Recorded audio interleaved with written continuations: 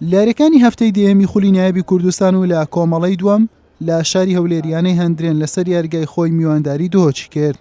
لە نیوە یەکەمیانەی دهۆک باشتر دەردەکەوت، هەریەکە لە یاسر ناجی و ئەحمەد سەبری بۆ چەند جارێک بەختی خۆیان تاقی کردەوە، بەڵام نەریمان خضری گۆڵپارێزی هەندرێن بەرامبەر هەموو هێرشەکان وەستایەوە و ڕێگەی نەدا گۆڵی لێ تۆمار بکرێت.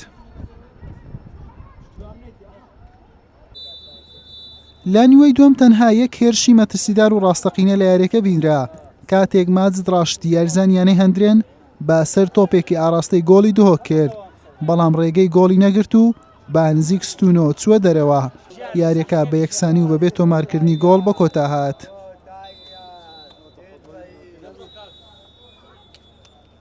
خاڵێک لە دەرەوەی یاریگا باشە خراپ نییە، هەرچەندە لە ئاستی یاریزان ڕازی نەبووم، تەنها چەند یاریزان ئاستێکی باش پێشکەش کرد، هەکە زۆربەی یاریزان لە ئاستی خۆ نەبوون و باری گەش و هەواژی ڕاستی ئەردەی مەلعەب بخۆ باش نییە و لەگەل هەوایژی زۆر هات بەرهەندێ ئاس دیار نەبوو و هەردوو تیما هێرشت کێم بوون. لەوێ باوەری بووم هەگەر جەو خۆشتر بە یاریگە باشتر بە ئەز باوەرێمە و دا یاری جانتری تکردن و دا هرش بترینه کردن و دا انجام جیت گوهارتن بس هر چه بیت تا حد که ترازینه کو بخاله که جدره و یاری گاهو باشه خراب نیه. براسیت تو هندک زار کشو هوای یاری که یعنی توقع دکی برم بخاله چیم بخاله که راضی بوم لبروی او یاری براسیتی بکی ما باج نبود براورد به یاری کانی رابردومان بالا من راضی بوم لبروی خراب یاری ما کرد لبروی فرصه ما نبود.